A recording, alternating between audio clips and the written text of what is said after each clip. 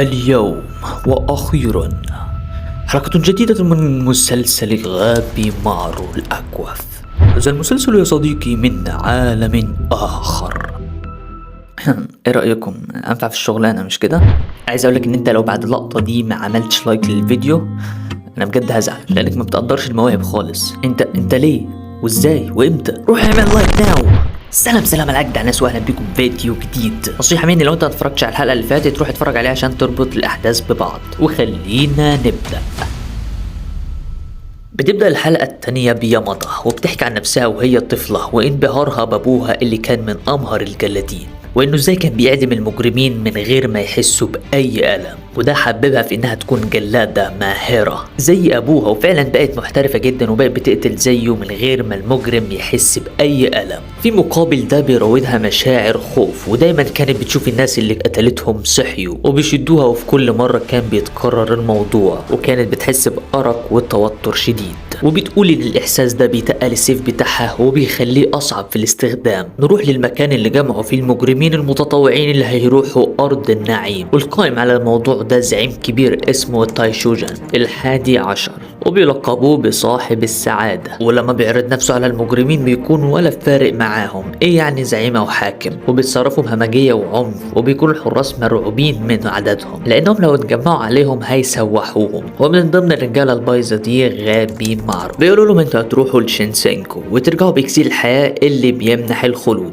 واللي هينجح في المهمة دي هياخد عفو رسمي واللي هتبقى في شكل الشهادة دي. بينبسطوا وبيتحمسوا، ومارو عمال بيتاوب ولا فارق معاه غير انه يخلع الفوطة اللي على وشه دي علشان يقدر يتنفس. وواحدة من المجرمين بتعكسه بتقول له انت ياض يا ابو شعر ابيض، انت غبي مارو، بس انت صغير وبائس وقصير كده ليه؟ شكلك غير ما بتقول الاشاعات. ويامادا في دماغها بتقول هو فعلا شخص كسول زي ما هو باين ولا شرير زي ما بيقولوا؟ بعد ما بينبسط المجرمين بالموضوع بيخلوهم يشيلوا الفوط وبيوروهم منظر واحد راح لبعثة هناك، والوحيد اللي رجع وزي ما انتوا شايفين ما عادش انسان، لانه بعد ما رجع جسمه كان كله تكتلات وبدأت تنبت في جسمه الورد، وان دي كل معلوماتنا عن الجزيرة، لان كل اللي راح مرجعش منهم غير الشخص ده. بينصدموا وبيعرفوا قد ايه خطورة الجزيرة دي. واحد بيشغل مخه عليهم وبيقول لهم بما ان دي المعلومات الوحيدة اللي انتوا عرفتوها عن الجزيرة فازاي عرفتوا ان فيها اكسير الحياة؟ فبيقول لهم حارس خلاص يا اخواتي، اللي مش عايز يروح ممكن ينسحب من الليلة دي. وبالفعل واحد بيقوم ينسحب وبيقول لهم ايه القرف ده يا عم، الموضوع خلى الواحد جسمه يقشعر، ولسه ما كملش كلامه ورقبته بتطير.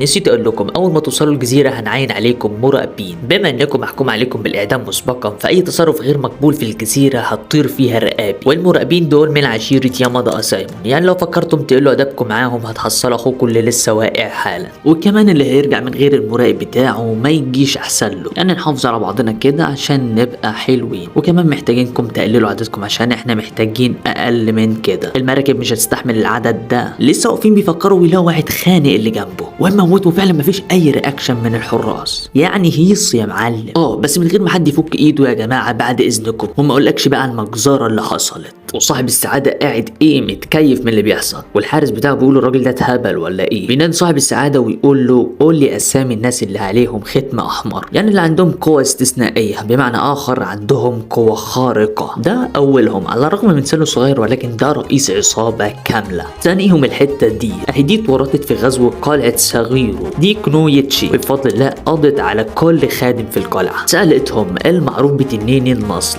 وهالك ده بيقولوا انه بيتغدى كل يوم بدب، وكمان ولا سيف ولا رمح بيحوقوا معاه، وابرزهم الاسطوره الحيه غابي مارو. ايوه يا حاج اللي قاعد هناك ده، وحرفيا كله بيقطع في كله، محدش مستجري يجي جنبه. بيجي ايزن دونو بيقول لي يامادا مش بعيد الاجواء تكون اكتر وحشيه من كده في الجزيره. عشان اكون صريح معاك احنا مش بنتعامل مع بني ادمين، لا مؤاخذه في اللفظ، احنا بنتعامل مع بهايم. في وقت زي ده انت هتقدري تقاتلي؟ خلينا انتهز الفرصه واقول لك انه للاسف ده مش مجالك، انت مكانك المطبخ. من الاخر هو بيقلل من معنوياتها، بتقوله مع كامل احترامي البغل زيك لو كنت اقدر كنت عملت كده. بنرجع لذكريات يامادا وان طفولتها كانت زمان صعبه جدا، عشيره كامله اكل عيشهم من موت الناس، عايزهم يعيشوا ازاي؟ ده غير التنمر اللي كان بيحصل لها لدرجه ان الاطفال كانوا بيحدفوها لحد ما وشها ينزف بسبب انها كانت ضعيفه، ولحد ما اتعرفت على السيف وعرفت حقيقه نفسها. وبيكون في 3 مجرمين عايزين يهربوا من المكان، وانسب حل لهم انهم يهجموا على الساموراي ويجتازوا المكان.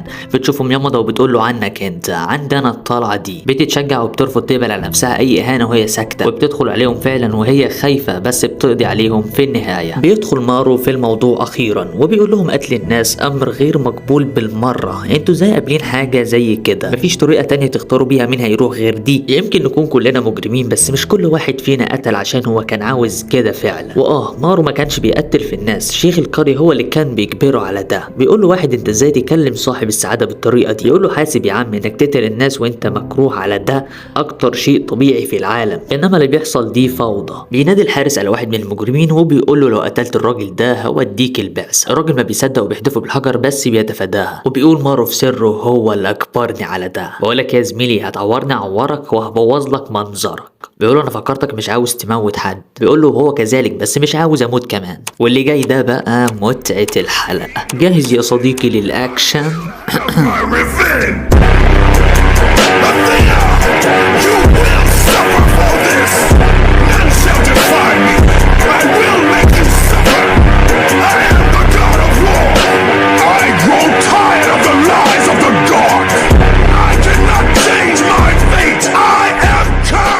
وحرفيا ده مش بيبوظ له وشه، لا مؤاخذة مرة تانية في الكلمة، ده بيفشخ له وشه وبينزل في الباقي زي الحمار الوحشي. والطرق القتل اللي مارو بيموت بيها الشنيع ما عندوش ياما ارحميني، والكل بينصدم من قدراته حرفيا. وفي الموقف ده يامادا تدرك انها ما كانتش محتاجة تقاوم الخوف من القتل، ولكن الخوف من انها تشيل وزر النفوس اللي قتلتها. وبما انها المراقب على مارو بيقول لها ايزن دونو دي شكلها مسؤولية كبيرة عليكي، انا بفكر تنسحبي وتروحي المطبخ احسن. بتقول له لا هقتله. وخلاص كده هم صفوا على 10 اسامي، وكل واحد منهم هيبقى معاه سايمون جلاد من عشيرة يامادا، وهتروحوا تجيبوا اكسير الحياة اللي هيمنحكم الخلود وتيجوا وهنديكوا العفو الرسمي، وما تقلقوش انتوا رايحين جنة النعيم. وبكده هم في طريقهم الى ارض شينسينجو. متحمس اشوف معاكم الفيديو اللي جاي، عايز رايكم في التعليقات، وما تنسوش تصلوا على النبي، واشوفكم فيديو جاي على خير وبيس.